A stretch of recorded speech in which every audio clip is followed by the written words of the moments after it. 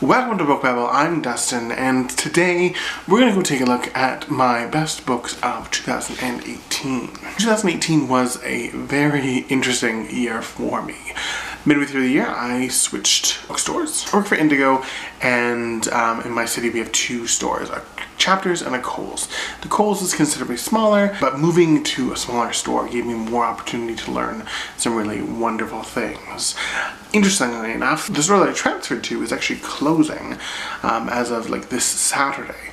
So I will, in 2019, be moving back to the store that I started off at. I'm looking forward to being back. In 2018, I found out I was going to be an uncle. My brother and his wife are expecting in May, which is super exciting. It's my parents' first grandbaby. This year in December, I actually directed a live radio production of It's a Wonderful Life. But probably one of the coolest things that I got to do last year was to be a guest chef in one of my absolute favorite restaurants. Lantern Chive here in Lacombe, and I kind of paired up.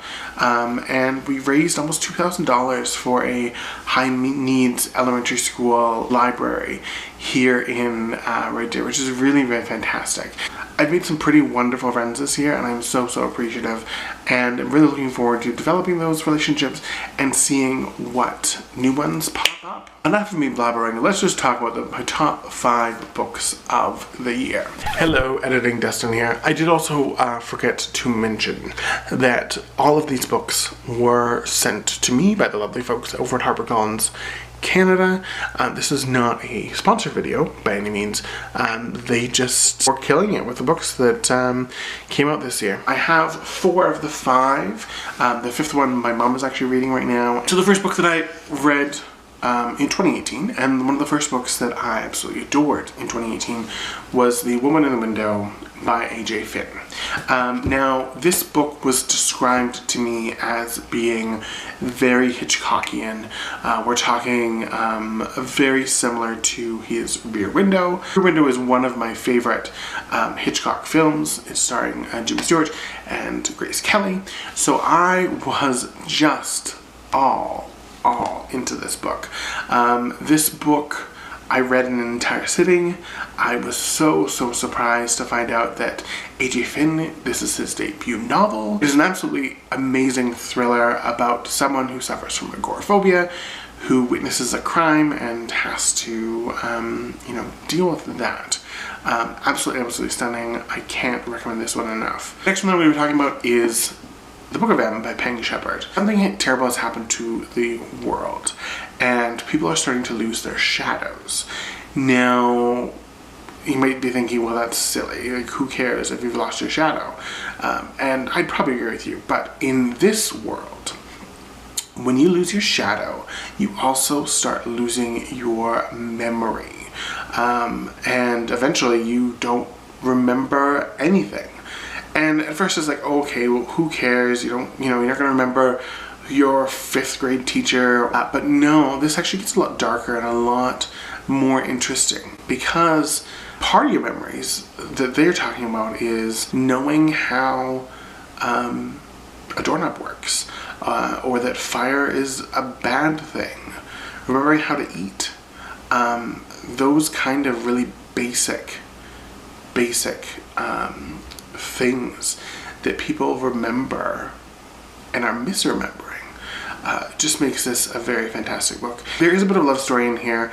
It deals with a married couple who one of them has lost their shadow, and the one is taking care of the other. One of the big main rules is if one of us leaves and comes back and the other person is gone, we're not to follow them. We're not going to try and hunt them down. We just have to leave this down. So one day, one of the partners in this duo comes back from hunting and the person is gone. So they're trying to find this person. And it was just a very gripping, unique world. And it really made me remember how much I loved this kind of a book. The next one that we're talking about is Educated by Tara Westford. Educated is an absolutely fantastic memoir in the same sort of vein as The Glass Castle. Tara grows up in a very dysfunctional family unit, and just some very awful things happen to this poor poor girl. And eventually she does get away from her family in a very, very fortunate set of circumstances. Not only is she able to get her traditional education, but she also ends up getting a master's. It's just an absolutely wonderful, moving story. 2/3 of the way through this book, I was very, very angry. I threw the book down. I was like, nope, that's it. I'm not going to be reading this, and I'm glad I picked it up to kind of finish it. My fourth best book of the year was Anthony Horowitz's Forever and a Day. Now, this is a James Bond prequel, sort of. This is James Bond before he became James Bond 007.